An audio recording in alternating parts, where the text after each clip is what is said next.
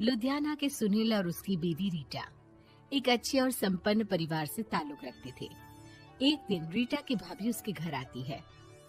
रीटा, तुझे तो पता है तेरा भाई कुछ नहीं करता, ऊपर से 2 बच्चों की जिम्मेदारी, बेटी भी बड़ी हो गई है। तू तो बुआ है, कुछ मदद कर सकती है तो कर देना। कहाँ पैसे हैं भाभी, बस समझ लो किसी तरह हम लोग भी दिन काट रहे हैं। 2 ही तो कार है और मेरी बेटी भी बड़ी हो रही है। अब उसके लिए कार लेनी है तो 10 लाख का खर्चा तो लग ही जाएगा। तभी वहाँ सुनील आ जाता है। अरे शशि, क्या है, तू हमेशा पैसों के लिए परेशान क्यों रहती है? वैसे क्या जरूरत थी बेटी की शादी इतने बड़े घर में तय करने की? अरे पैसे नहीं थे तो ऐसे ही कर देती कहीं शादी। इतने बड़े होटल में क्यों कर रही है शादी? लेकिन यहाँ तो मामला शादी का है, डेट तय है। दरअसल तेरे भतीजे के पीएफ के पैसे आने हैं, पर उसमें देर हो रही है। जैसे ही पैसे आ जाएंगे मैं तेरे अकाउंट में डलवा दूंगी। ठीक है, हम लोग सोचकर बताएंगे। तभी वहाँ भतीजा आ जाता है। फूफा जी, आप लोग ही मदद कर सकते हैं, वरना तो कैसे काम होगा समझ में ही नहीं आ रहा। मैं वादा करता हूँ जैसे ही पैसे आ जाएंगे मैं आप लोगों को वापस कर दूंगा। हाँ भाई, ठीक है। अब देख भाई, हमारे लड़के तो सारा दिन घर पर पड़े रहते हैं, ना कमाते हैं ना कुछ कमाने की इच्छा रखते हैं। लेकिन चल, ये ले, कितने पैसे चाहिए? जी 4 लाख रुपए। ठीक है, लेकिन पैसे ध्यान से वक्त पर वापस लौटा देना। सुनील मुसीबत के वक्त बीवी के भतीजे की मदद तो कर देता है, लेकिन उन लोगों के जाने के बाद देख ले रीटा, तेरे मायके वालों ने मांगा तो दे दिया, वरना इन लोगों का मुझे कोई भरोसा नहीं है। अरे क्यों भरोसा नहीं है? इससे पहले तो कभी इन लोगों ने आपसे मदद भी नहीं ली। हाँ, ली तो नहीं, लेकिन पैसे की किल्लत ही रहती है ना इन लोगों के पास। अरे ठीक है ना, नहीं लौटा पाए तो भतीजे के ससुराल से निकाल देंगे। सुना है बड़े घर में शादी हो रही है। सुनील और रीटा पैसे तो दे देते हैं, लेकिन अगले रोज ही। हाँ भाई साले साहब, क्या हाल है? ठीक हूँ जीजा जी।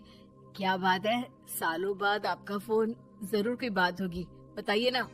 अरे वो तेरी बड़ी भाभी आई थी, बेटी की शादी कर रही है ना, तो पैसे लेने के लिए मैंने दे दिए 4 लाख। सोचा भाई किसी गरीब की बेटी की शादी हो रही है, पुण्य मिल जाएगा। अच्छा किया जीजा जी, उनका बेटा बहुत मेहनती है, जल्द ही लौटा भी देगा। वहीं रीटा भी फोन करके हर किसी को पैसे देने की बात करती है। रीटा की भाभी शशि के पास उसके भाई का फोन आता है। तूने सुनील से पैसा लिया है क्या? नहीं भाई, सिर्फ बात की है, बोल तो रहा है कि दे देगा। वो लोग मदद करने वालों में से नहीं है, और मदद कर भी दे लेकिन समाज में गा गा कर हालत बुरी कर देते हैं। अब गाने दीजिए ना भाई, मैं क्या कर सकती हूँ, मेरे पास कोई ऑप्शन भी तो नहीं है।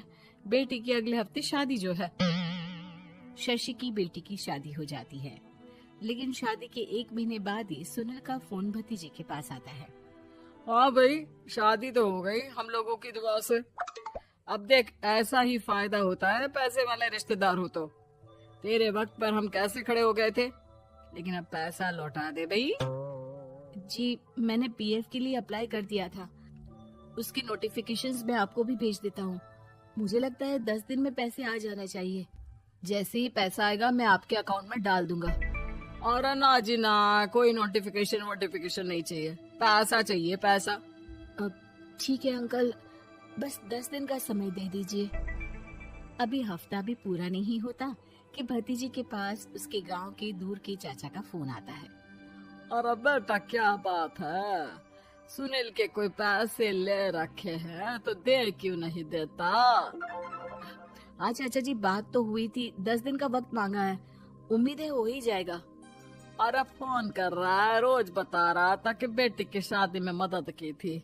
अब क्या है ना, भले ही शादी 10 दिन रोक देते, लेकिन सुनील से मदद नहीं लेनी चाहिए थी। याद है ना, मधु की मदद करके कितना बदनाम कर दिया था उसने पूरे घर को सोसाइटी में। हाँ चाचा जी, मैं भी यही सोच रहा था कि उन लोगों से मदद नहीं लेनी चाहिए थी। कई लोगों के फोन आ चुके हैं। वहीं रीटा अपनी भाभी को फोन कर देती है। क्या है भाभी, कब पैसे लौटाओगी? पता है ना ये कितना बोल रहे थे, तुम्हारे बोलने पर मैंने पैसे दिए हैं। भाभी अब तो आपके बेटे की कार बेच दो और हम लोगों के पैसे दे दो। अरे लेकिन रीटा, बात तो 3 महीने की हुई थी ना, अभी तो 2 महीने भी नहीं हुए पैसा लिए, थोड़ा तो सब्र करो। नहीं नहीं भाभी, वैसे मेरा बेटा टिक्कू आ रहा है आप लोगों के घर रहने के लिए, उसको अच्छे से खिलाना पिलाना, समझी। भाभी को समझ में नहीं आता कि वो क्या करे। वो बेटे से बात करती है। अरे माँ, इन लोगों से मदद लेकर सच में बहुत बड़ी गलती कर दी। मुझे खुद समझ में नहीं आता कि कैसे इन लोगों के पैसे जल्द से जल्द दे दूं। तभी डोरबेल बजती है और रीटा का बेटा टिक्कू घर में आता है। आओ बेटा, मामी के घर पहली बार आए हो रहने। आप पापा बोल रहे थे कि आप लोग पैसे का ब्याज तो दे नहीं पाओगे, तो तब तक मैं यहीं रह लूं। और हाँ, मैं एसी के बिना नहीं सो पाता। आप लोग अपना देख लेना और पैसे जल्दी लौटा देना, क्योंकि मैं थोड़ा जल्दी जाना चाहता हूँ। रीटा का फोन शशि के पास आता है। भाभी, पैसे कब तक दोगे? बेटे की विदाई के बाद शशि के घर का माहौल बिल्कुल बदल जाता है। वो हर वक्त बेटे से उसके पीएफ के पैसे पूछती, और पीएफ यानी कि सरकारी काम। आजकल में पूरा 1 महीना और बीत जाता है। भाभी, मैं और ये अमेरिका जा रहे हैं, घूमने के लिए पैसों की बहुत जरूरत है।